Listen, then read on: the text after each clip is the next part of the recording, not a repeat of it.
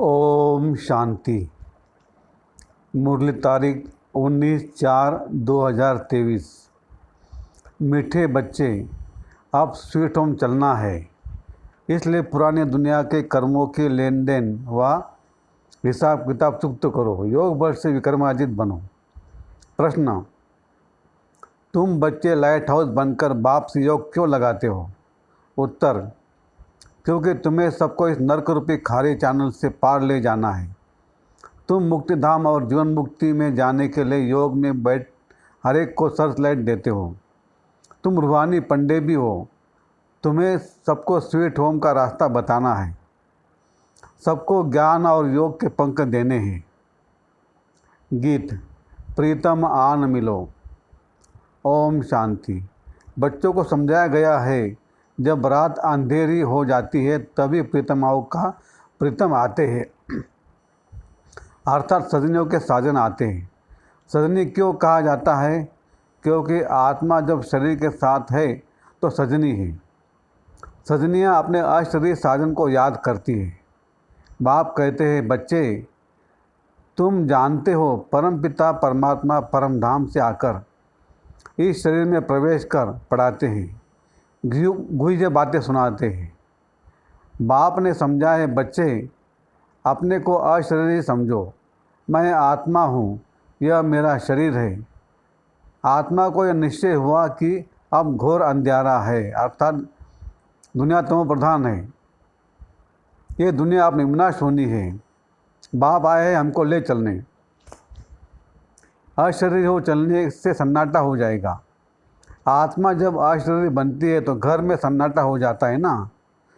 रात को आत्मा है तो शरीर में, परंतु आत्मा थक करके अशरीरी बन जाती है। शरीर का भान नहीं रहता है, तो इसको नींद कहा जाता है।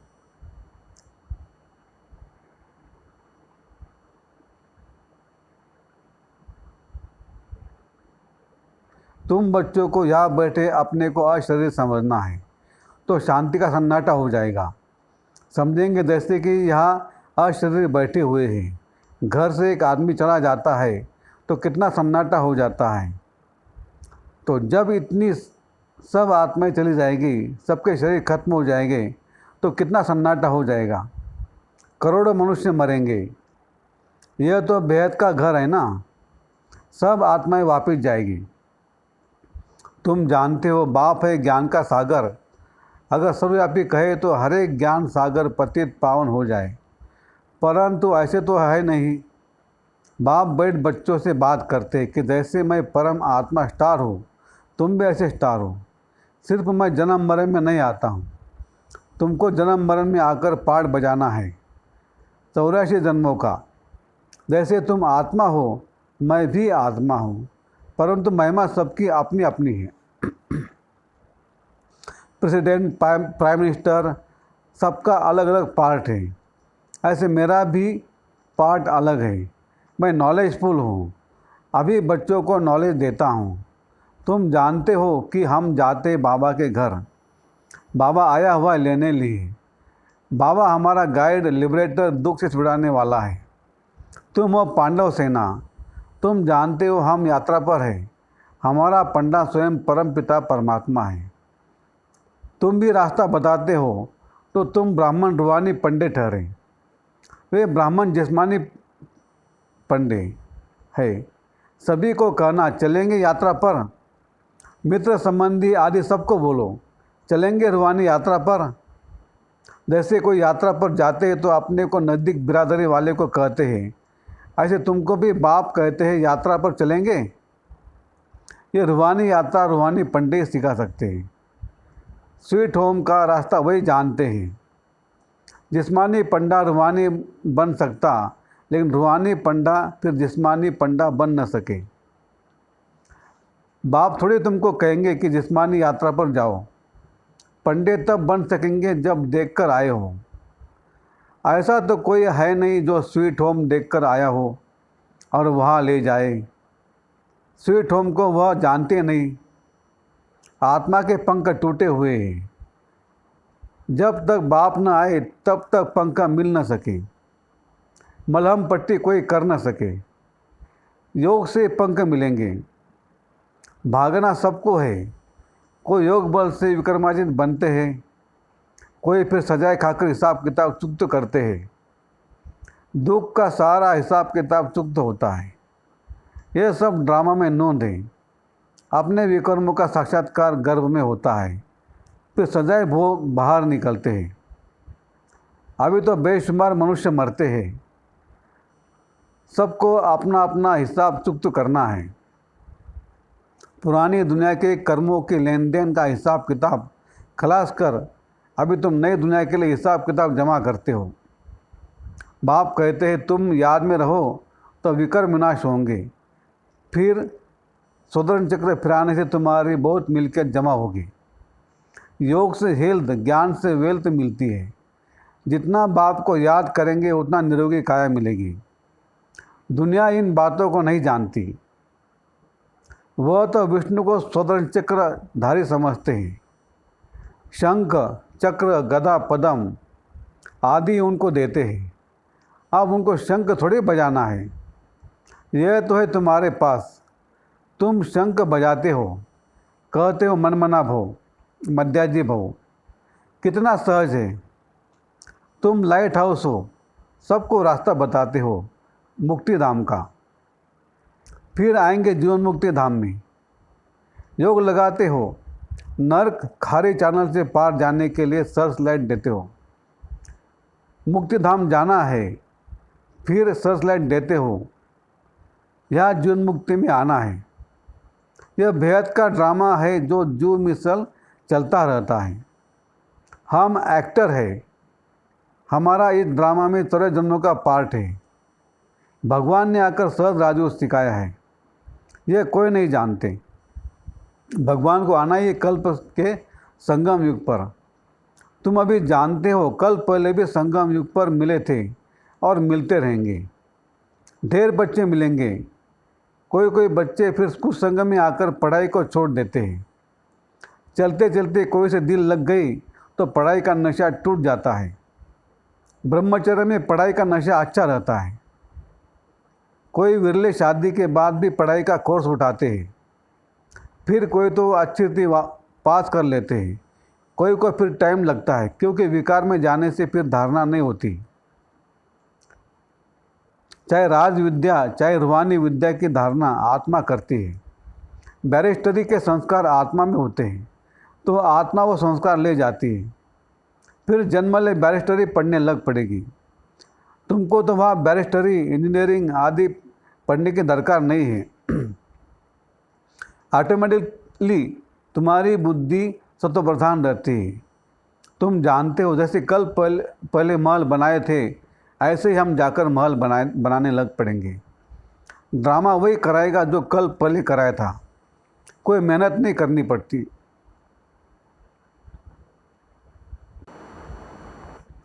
बाकी भाषा तो सीखनी पड़े। वहाँ स्कूलों आदि में भी विमानों में जाएंगे। बहुत बड़े बड़े घर होते हैं। समझो, जितनी एरिया में आबू है उतनी एरिया में एक घर होगा। फिर आबू रोड जितनी एरिया में दूसरा महल होगा। ज़मीन तो बहुत रहती है। प्रजा को भी बड़ी जमींदारी, बड़े बड़े महल होंगे। अभी भी देखो बम्बई में कितने मनुष्य हैं। फिर बम्बई होगी नहीं, कराची होगी नहीं, सब मीठे पानी पर होंगे। नदियाँ भी सब कायदे अनुसार होगी। मजाल है कोई नदी उथल खाए। सब तत्व आदि ऑर्डर में रहेंगे। तुम प्रकृति पर विजय पाते हो। 5 तत्वों पर तुम्हारा राज्य चलता है। कभी गुस्ताखी, चंचलता नहीं करेंगे तो बाप के श्रीमत पर चलना पड़े। बाप कहते काम महाशत्रु है, इनको जीतो, नहीं तो वर्षा नहीं मिलेगा।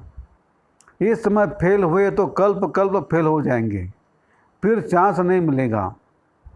उस पढ़ाई में फेल होते तो दोबारा पढ़ते हैं, या फिर यह चांस नहीं है, कल्प कल्प का चांस है। प्राप्ति बहुत ऊंच है।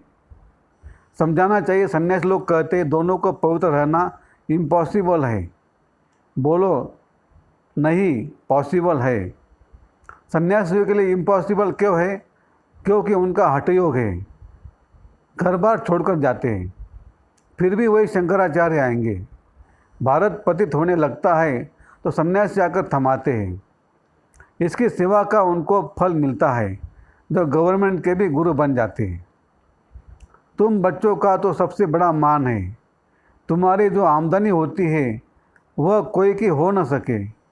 जो गरीब है एक पैसा देते हैं उनने भी महल मिल जाते हैं। प्रत्यक्ष फल का साक्षात्कार दिव्य दृष्टि से होता है।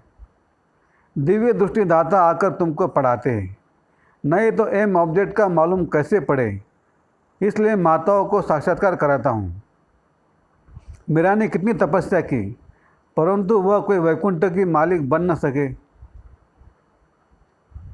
बाप कहते हैं साक्षात्कार में कराता हूँ। 1 सेकंड में दिव्य दृष्टि मिलने से वैकुंठ में जाए डांस करते हो। इसमें कोई तपस्या आदि की बात नहीं। भक्ति मार्ग में तो बहुत नवदा भक्ति करने के बाद साक्षात्कार होता है। दिव्य दृष्टि की चाबी मेरे हाथ में है, कोई को मैं देता नहीं। भक्ति मार्ग में वहाँ बैठ साक्षात्कार कराता हूँ। तुम बच्चों को तो विश्व का मालिक बनाता हूँ। दुनिया में तो अनेक प्रकार के मनुष्य हैं। कोई धन में मस्त, कोई साइंस में मस्त, कोई किस में मस्त, परंतु तुम्हारे आगे सब वर्थ नॉट पेनी है। सबका धन मिट्टी में मिल जाता है, सब खाक हो जाएगा। किसकी दबी रही धूल में चोर भी बहुत लूटते हैं। हर एक अपने हमजिन्स को प्यार करते हैं, दूसरे को देखते ही गर्म हो जाते हैं। दिन प्रतिदिन तुम देखेंगे कि कितनों को मारते रहेंगे।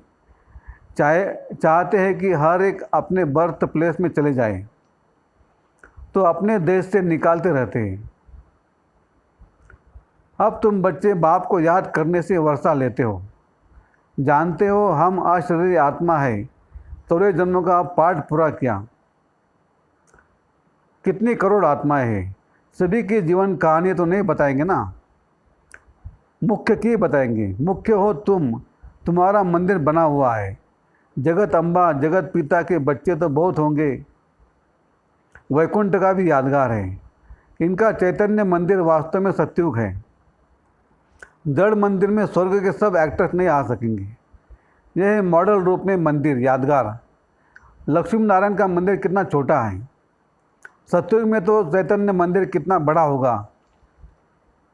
कितने बाग बगीचे होंगे। मुगल गार्डन तो उसके आगे कुछ भी नहीं है। वहाँ के फल आदि इतने अच्छे होंगे जो बात मत पूछो। रात दिन का फर्क होता है। जैसे झाड़ पुराना होता है तो फल देते देते खत्म हो जाता है। कहा जाता है अब झाड़ सड़ गया है, या कि हर चीज़ खत्म होनी है। वहाँ के आम बड़े बड़े फर्स्ट क्लास होंगे। हम अब राजधानी स्थापन करते हैं श्रीमत पर, तो श्रीमत पर चलना पड़े ना, पवित्र भी बनना पड़े। मुश्किल तो कोई बात नहीं है। एक जन्म पवित्र रहने से 21 जन्म स्वर्ग की राजा ही करेंगे। फिर भी ऐसा कौन होगा जो पवित्र नहीं बनेगा, श्रीमत पर नहीं चलेगा। तुम जानते हो भारत सचखंड था, यह सच्ची बादशाही थी। अभी यह झूठ खंड। हर बात में झूठ बोलते रहते हैं। कह देते फलाना ज्योति जोत समाया अथवा निर्वाण धाम गया। अब तुम जानते हो निर्वाण धाम तो रहने का स्थान है। तुम हर एक बात यथार्थ बताते हो। बाप को ट्रुथ कहते हैं, वह सचखंड स्थापन करते हैं। भक्त जन्म बाय जन्म भगवान को याद करते हैं, परंतु उनको भगवान का पता नहीं है। वह प्रीतम अब तुम बच्चों को राज्य भाग्य देकर खुद छिप जाते हैं। तब कहते तुम्हारी गतमत तुम ही जानो, तो जरूर कोई भी नहीं जानते हैं। हे प्रभु तुम्हारी गतमत तुम ही जानो और न जाने कोई। श्रीमत से क्या होगा, गति सदगति, वो तुम ही जानो। अब तुम बच्चों को बाप श्रीमत देते हैं। अपने को आत्मा समझ मुझे याद करो। टीचर यह प्रतिज्ञा कराएंगे क्या, मैं तुमको बैरिस्टरी की गद्दी पर बिठाऊंगा। वो तो खुद पढ़कर बैरिस्टरी की गद्दी पर बैठेंगे। बाप भी कहते जितना याद करेंगे योग तो योग से सब पापों से मुक्त होंगे। याद करने से तुम्हारी आत्मा जैसे मेरे पास आ रही है। अपने पास चार्ट रखना है। कोई का चार्ट आधे घंटे का होगा, कोई का 1.25 घंटे का होगा, कोई का तो 5 मिनट भी नहीं, कोई का तो बहुत अच्छा चार्ट है। यह भी तुमको साक्षात्कार होगा। स्कूल में टीचर अथवा स्टूडेंट खुद समझते हैं कितने नंबर में आएंगे। यहाँ तो नंबरवार बिठा ना सकते, फंक हो जाएंगे, इसलिए अभी माला नहीं बन सकती। माया अच्छे को भी नीचे ऊपर कर देती है। श्रीमत पर नहीं चलेंगे तो माया गुस्सा मार देगी। इसमें है मेहनत। हम अब जाते परम धाम। 14 जन्म पूरे हुए, बाबा आए हैं लेने लिए, तो बाप को याद करना है, औरों को भी मंत्र देना है। मंत्र कोई जपना नहीं है। गुरु लोग तो किस्म किस्म के मंत्र देते हैं। बाप कहते हैं प्रीतम को याद करो। प्रीतम आया है प्रीतमाओं के पास। सारी दुनिया की आत्माएं प्रीतमाएं हैं जो उनको याद करती है। अच्छा, मीठे मीठे सिकलदे बच्चों प्रति माता पिता बाप दादा का याद प्यार और गुड मॉर्निंग। रूहानी बाप की रूहानी बच्चों को नमस्ते। रूहानी बच्चों की रूहानी बाप दादा को याद प्यार गुड मॉर्निंग और नमस्ते। शुक्रिया बाबा, शुक्रिया आपका, लाख लाख शुक्रिया, थैंक यू।